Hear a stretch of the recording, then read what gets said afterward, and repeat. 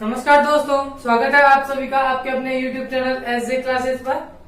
तो हम पढ़ रहे थे समांतर श्रेणी, उस बेस में हमने बहुत सारे क्वेश्चन सोल्व कर लिए थे। आज हम पढ़ते हैं मिसलेनियस एक्सरसाइज चैप्टर नंबर 5, उसका क्वेश्चन नंबर 11। तो आज का लेक्चर यदि स्टार्ट करें उससे पहले यदि आपने अभी तक चैनल को सब्सक्राइब नहीं किया है तो प्लीज चैनल को सब्सक्राइब कर दीजिए। यदि आपको वीडियो अच्छे लगे तो वीडियो को जरूर लाइक कीजिए और कमेंट बॉक्स में कमेंट करके बताइए यदि आपको कोई प्रॉब्लम आ रही हो तो आइए स्टार्ट करते हैं आज का लेक्चर। देखिए क्वेश्चन नंबर 11। इस क्वेश्चन में हमारे को कोई एक अनुक्रम दे रखा है 5, 11, 17, 23, इस तरीके से आगे तक बढ़ता चल रहा है। अभी ऐसा बोल रहा है कि इस अनुक्रम का क्या कोई एक पद 299 है या नहीं है। देखो यदि ये अनुक्रम है तो पहले तो ये पता करते हैं भाई एक समांतर श्रेणी की फॉर्म में है या नहीं है। तो 5 और 11 दोनों के बीच का डिफरेंस यहाँ से देखो डी यदि मैं निकाला तो कितना निकल के आ गया, 6 आ गया। इन दोनों के बीच का डिफरेंस भी यहाँ से 6 से आ रहा है। इसका मतलब हर एक पद के बीच का अंतर यदि समान है तो यह एक समांतर श्रेणी है। तो यहाँ से इसका पहला पद तो 5 दिख रहा है और दोनों का सार अंतर D1 है, D2 है, D आप उसको बोल सकते हो, वो आ रहा है 6। अब ये ऐसा बोल रखा है कि क्या इसका कोई पद 299 है या नहीं है। तो इस सीरीज का कोई भी पद 299 आएगा या नहीं आएगा तो ये तो तब पता लगेगा जब हम इस सीरीज को आगे तक बढ़ाते चले जनरल तरीके से यदि देखे तो।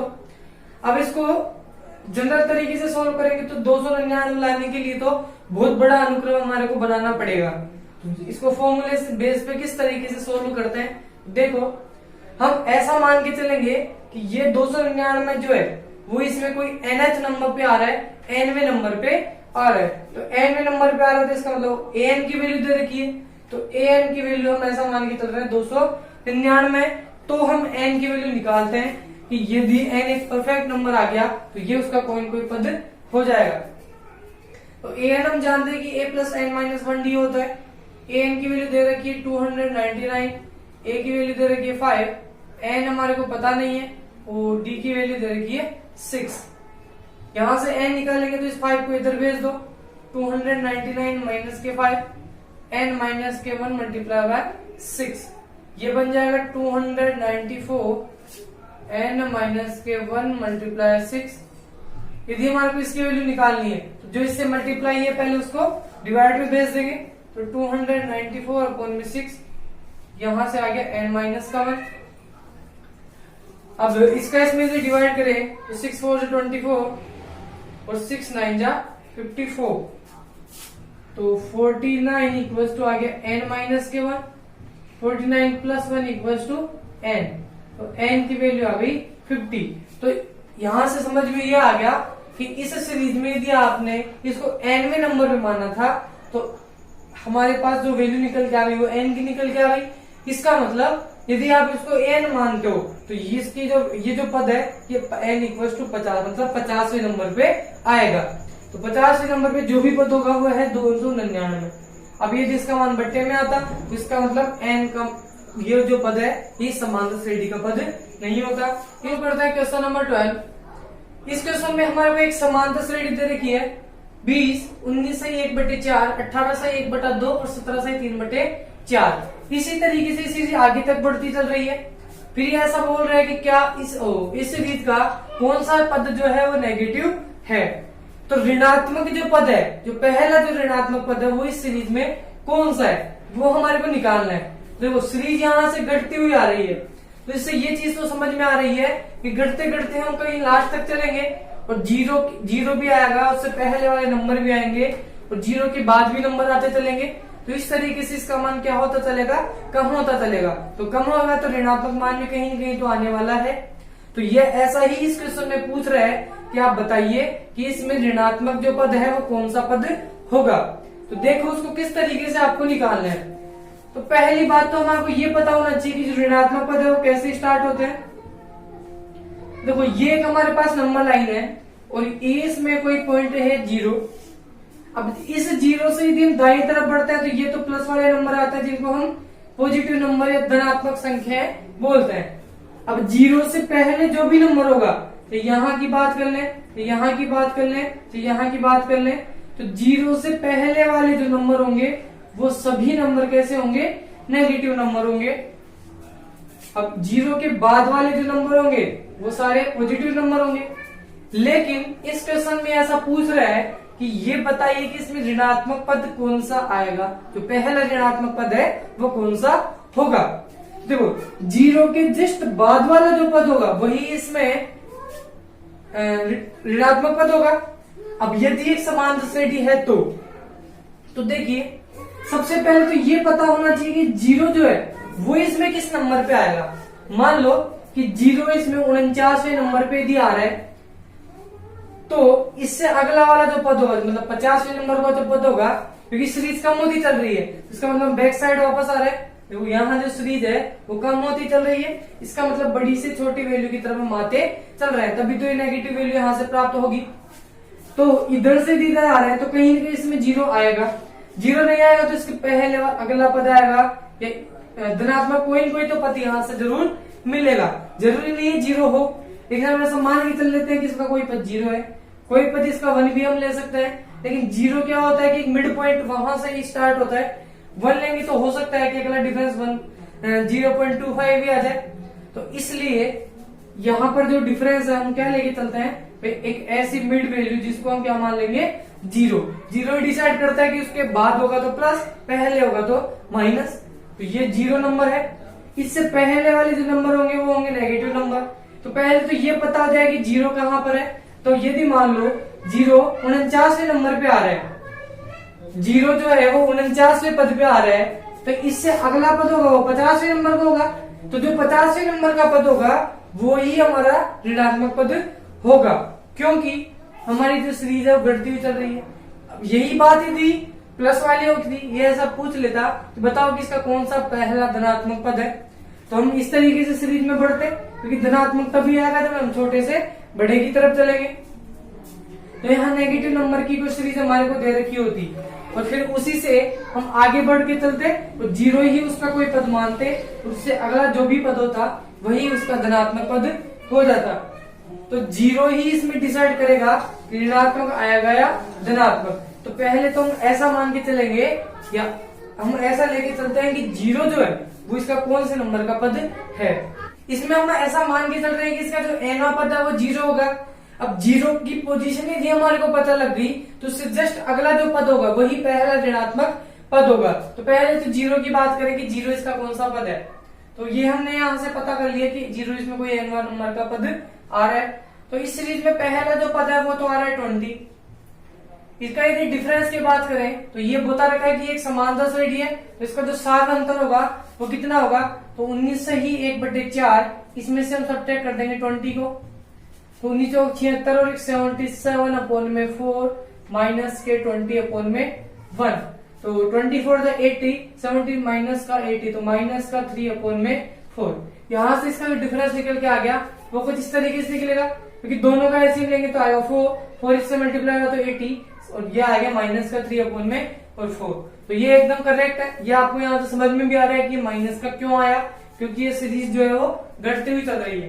तो ए पता है, इसमें डी पता है और ए एन भी इसमें पता है। तो हम ए एन वाला फॉर्मूला जानते हैं कि ए एन जो होता है वो होता है ए प्लस एन माइनस के 1 multiply by d. A n हमने ऐसा मान के चला है कि ये ए एन जो है वो जीरो है, भाई इसमें एनवें नंबर का जो पद है वो जीरो है। तो जीरो इसको ले लिया। पहला जो पद है वो तो आ रहा है 20 प्लस पदों की संख्या इसमें नहीं पता और डी की वैल्यू आ रही है माइनस के 3 अपॉन में 4। तो इसको और सोल्व करें तो 20 इधर आएगा तो माइनस का 20 बन जाएगा।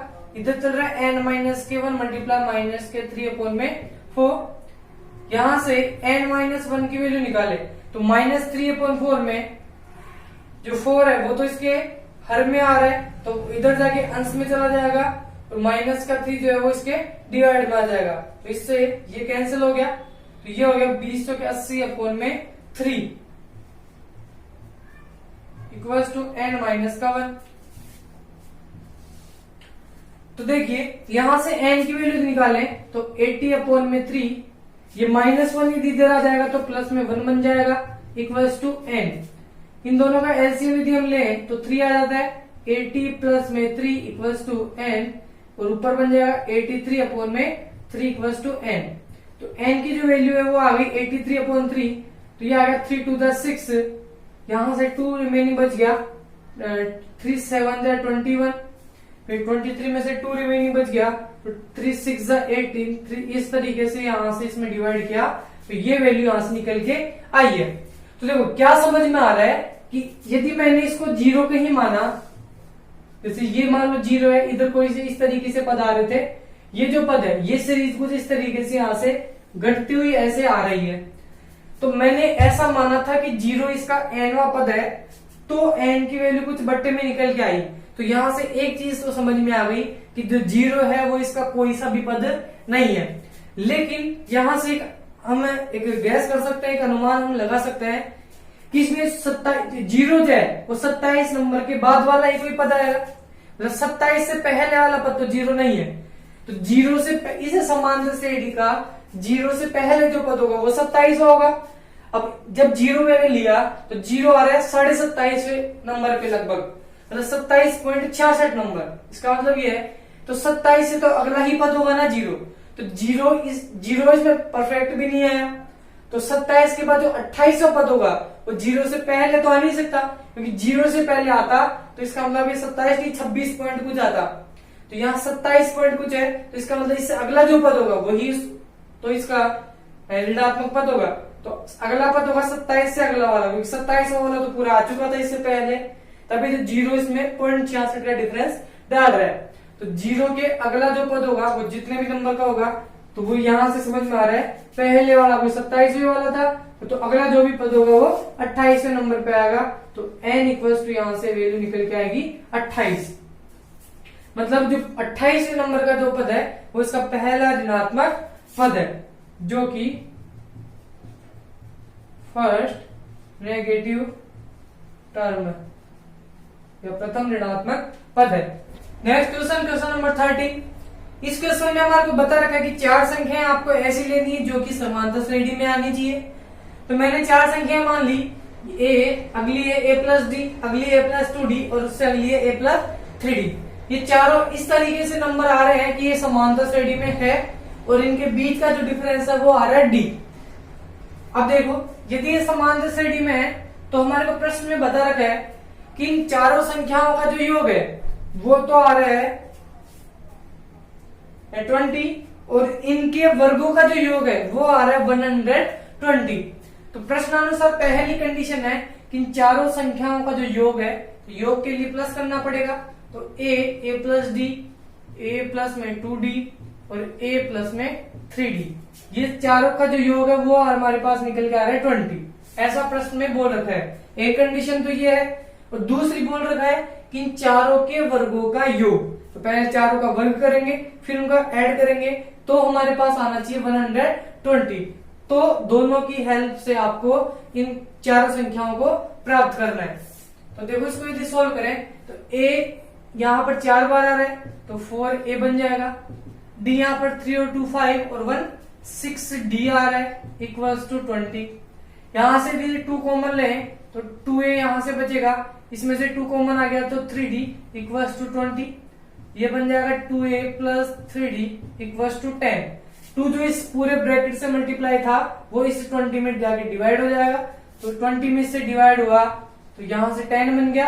ये हो गई इक्वेशन नंबर फर्स्ट। इसके अलावा देखिए अब हमारे को वापस कंडीशन में बोल रखा है, पुनः प्रश्न में हमारे को बता रखा है कि इनके वर्गों का जो योग है वो आ रहा है 120।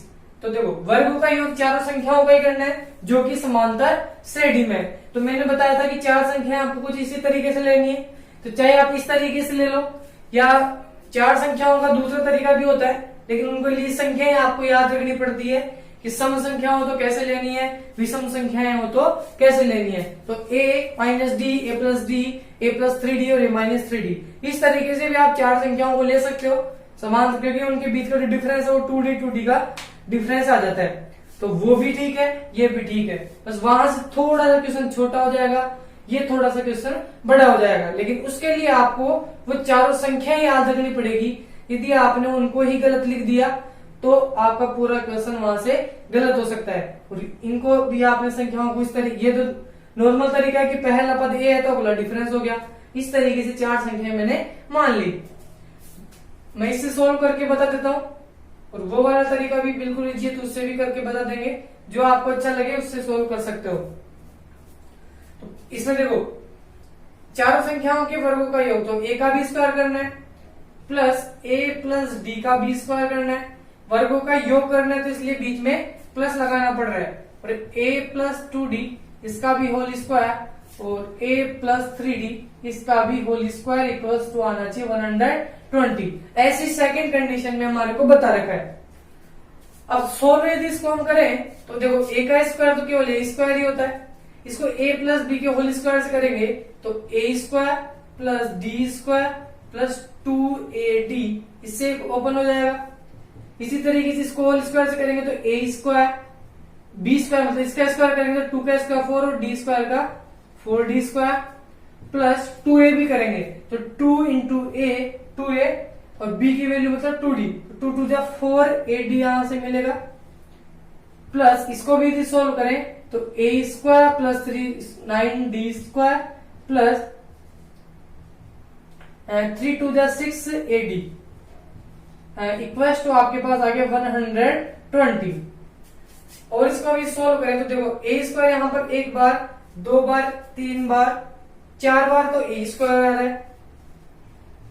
डी स्क्वायर की बात करें तो 1, एक बार डी स्क्वायर 4d स्क्वायर में एक डी स्क्वायर ऐड हो गया तो 5d स्क्वायर और 9 और 5 14d स्क्वायर यहां से मिल गया।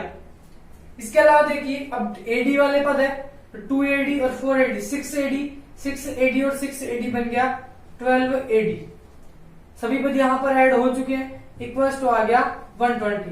संघात पदों को ये हमारे केवल ऐड करना पड़ता है। अब इन तीनों में से भी यदि मैंने 2 कॉमन ले लिया तो ये पद बन गया 2a स्क्वायर और ये बन जाता है 7d स्क्वायर प्लस 2 कॉमन ले लिए तो 6ad equals to 120। 2a square plus 7d square 6ad, 2 इससे कॉमन था तो वो इसमें जाके डिवाइड हो जाएगा, तो 120 में से डिवाइड हुआ तो केवल 60 यहां से मिलेगा। तो 2 कंडीशन जो हमारे को प्रश्न में बता रखी थी, उन दोनों कंडीशन से मैंने 2 इक्वेशन यहां से बना दी है। अब इन दोनों इक्वेशन को यदि सोल्व करेंगे तो कुछ इस तरीके से सोल्व होगी। तो यहां पर तो ये एक घात वाली समीकरण आ रही है, यहां पर ये 2 घात वाली समीकरण आ रही है और ये एक साथ 2 वेरिएबल में आ रही है। तो इसके लिए हमारे को क्या करना होगा कि या तो इसको कुछ इस तरीके से बना लें या फिर यहां से कोई एक चर की वैल्यू उठा के हम यहां पर पुट कर देंगे तो उससे किसी दूसरे चर की वैल्यू हमारे को मिल जाएगी। तो देखो, यहां से मैं किसकी वैल्यू यहां पर पुट करूं,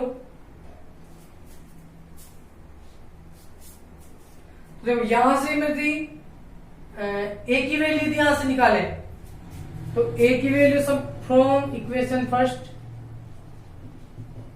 यहां से a जो निकल के आएगा वो 3d उधर जाएगा तो ये बन जाएगा 10 माइनस में 3d और a से 2 मल्टीप्लाई हो रहा था वो इसमें जाके डिवाइड हो जाएगा। तो इस तरीके से a की वैल्यू निकलेगी और इस a की वैल्यू को हम पुट कर देंगे इक्वेशन नंबर 2 में। तो put a in equation number second, a की जो वैल्यू है वो हमने पुट कर दी इक्वेशन नंबर सेकंड में। तो यहां से मिल रहा है 2 ब्रैकेट a स्क्वायर मतलब 10 माइनस का 3d अपॉन 2 इस पूरे का होल स्क्वायर प्लस यहां 7d स्क्वायर ऐसे कैसे आएगा क्योंकि d तो हमने पुट ही नहीं किया, प्लस 6ad तो 6 मल्टीप्लाई a की वैल्यू आ गई 3d अपॉन में 2 6a और d और इक्वल्स टू आ रहा है 60। इसको यदि हम सॉल्व करें तो 2 ऊपर a माइनस बी का होल स्क्वायर से सोल्व होगा तो ये बन जाता है, इसको अंदर यदि होल स्क्वायर खोलें तो 10 का स्क्वायर प्लस 3d का square minus 2 into 10 into 3d। 2ab से मैंने इसको खोल दिया ऊपर और इसके नीचे अपॉन में आ रहा है 2 का स्क्वायर मीन्स 4 और यहां चल रहा है 7d स्क्वायर प्लस 2 1 जा 2 और 2 3 जा 6। आप इसको यहां से कैंसिल कर सकते हो तो यहां से बच रहा है हमारे पास प्लस में 3 ब्रैकेट 10 माइनस का 3d ब्रैकेट में d इक्वल्स टू 60। और इसको यदि हम सोल्व करें तो 2 1 जा 2 और 2 2 जा 4। ऊपर बच रहा है यहाँ पर 10 का स्क्वायर बन गया 100 प्लस 3 9d स्क्वायर, ये बन जाएगा 10 टू 20 23 जा माइनस के 60d अपॉन में 2 प्लस 7d स्क्वायर। यहां तक के ऊपर की स्टेप खत्म। अब यहां पर देखिए ये d यदि इससे मल्टीप्लाई होगा 10 से तो 10d और 10d 3 से मल्टीप्लाई होगा तो 30d। इसी तरीके से 3 3 से मल्टीप्लाई होगा तो माइनस के 9d, माइनस 9d d से मल्टीप्लाई होगा तो माइनस के 9d स्क्वायर और इक्वल में चल रहा है हमारे पास 60। ये इनको हमने सोल्व कर दिया तो अब देखिए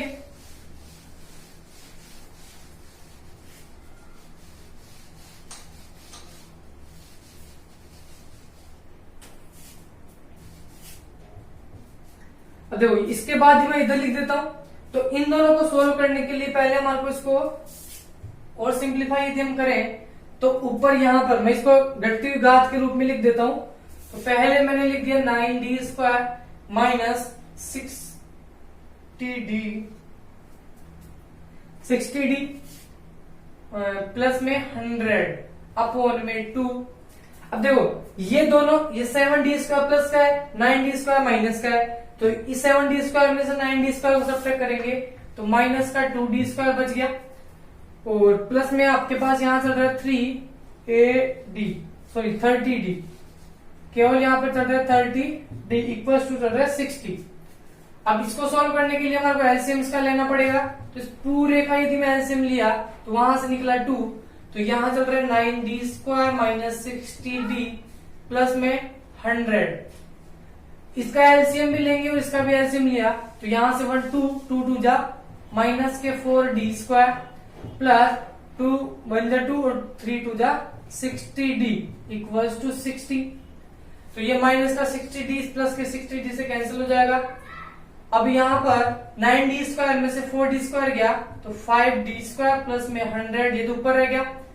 अब देखो ये अपॉन में जो 2 है वो मैं इस 2 को 60 से मल्टीप्लाई कर दिया तो ये बन जाएगा 20, क्योंकि डिवाइड वाला क्रॉस मल्टीप्लीकेशन होके उधर चला जाता है। तो 5d स्क्वायर 100 यदि उधर जाएगा तो 120 माइनस का 100, दोनों सब्ट्रैक्ट होके आ गया 20। d की वैल्यू यदि निकालेंगे तो 20 अपॉन में 5, इसको डिवाइड करते हैं तो 4, तो d स्क्वायर इक्वल टू आ गया 4। d की वैल्यू निकालेंगे तो रूट में 4। यहां से जब किसी नंबर का रूट जब लेते हैं तो d की दो वैल्यू निकल के आ रही है, एक तो प्लस में 2 और एक आ रही है माइनस में 2। तो d की दो वैल्यू है तो इस d की वैल्यू को हम इस इक्वेशन में पुट कर देंगे। तो ये जो इक्वेशन आप इसको थर्ड नाम दिया था, तो d की वैल्यू थर्ड इक्वेशन में यदि हम पुट करें तो व्हेन या जब d इक्वल्स तो हमारे पास आ रहा हो प्लस में 2, तो उस कंडीशन में हम a की वैल्यू प्राप्त करते हैं तो a निकलेगा 10 माइनस के 3 मल्टीप्लाई बाई 2 अपॉन में 2, तो 10 माइनस का 6 अपॉन में 2, 10 माइनस 6 आता है 4, 4 अपॉन 2, 2 ये आता है, सोल्व हो गया। अब यदि d की वैल्यू में माइनस में 2 लेता हूं तो a की वैल्यू निकलेगी 10 माइनस का 3 माइनस में 2 अपॉन में 2, माइनस को 3 को माइनस 2 से मल्टीप्लाई किया तो प्लस में 6, 10 और 6 दोनों मिलकर बन गया 16, 16 अपॉन 2 किया तो हमारे पास निकल के आ गया 8। लेकिन इस क्वेश्चन में हमारे को ऐसा बता रखा था यदि चार संख्याओं का योग 20 है, उनके वर्गों का योग यदि 120 है तो आपको चारों संख्याएं निकालनी है। तो हमारे को चार जो संख्या है वो पर्टिकुलर अलग अलग निकालनी है। तो चार संख्या हमने मानी थी, तो एक संख्या तो हमने मानी थी a, दूसरी थी a प्लस में d, फिर तीसरी a प्लस 2d और चौथी संख्या हमने मानी थी a प्लस में 3d।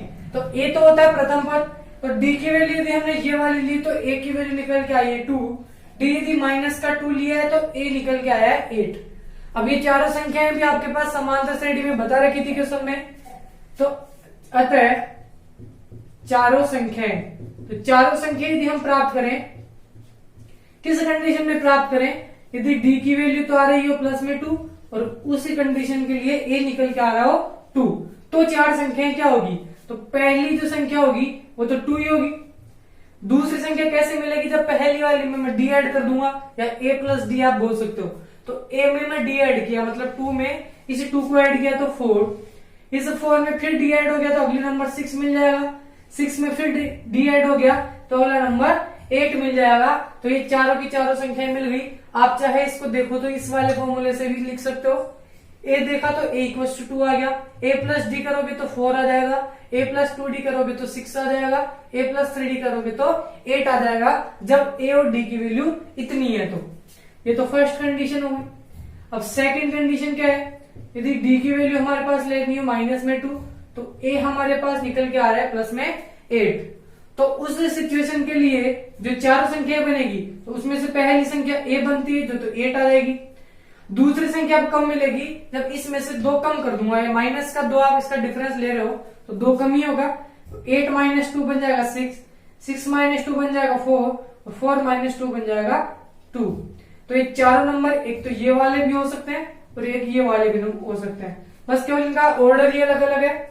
ये बढ़ते हुए क्रम में और ये घटते हुए क्रम में, दोनों में से संख्याएं किसी भी प्रकार से हो सकती है। तो इन चारों का योग भी 120 आ रहा है, सॉरी चारों का योग 20 आ रहा है, और इनके वर्गों का योग यदि आप करते हो तो वो हमारे पास निकल के आता है 120। तो और इसको चाहे इस क्रम में लिखो चाहे इस क्रम में लिखो, दोनों से हमेशा कंडीशन सेटिस्फाई हो रही है। तो ये दोनों ही इसके आंसर हो सकते हैं। तो संख्या होगी वो कुछ इसी तरीके से होगी। तो गाइस, यदि आपको वीडियो अच्छा लगे तो प्लीज वीडियो को जरूर लाइक कीजिए, हमारे चैनल को सब्सक्राइब कीजिए और इसको अपने दोस्तों में भी शेयर करो ताकि वो भी यहाँ से प्रिपरेशन स्टार्ट कर दे। Thank you.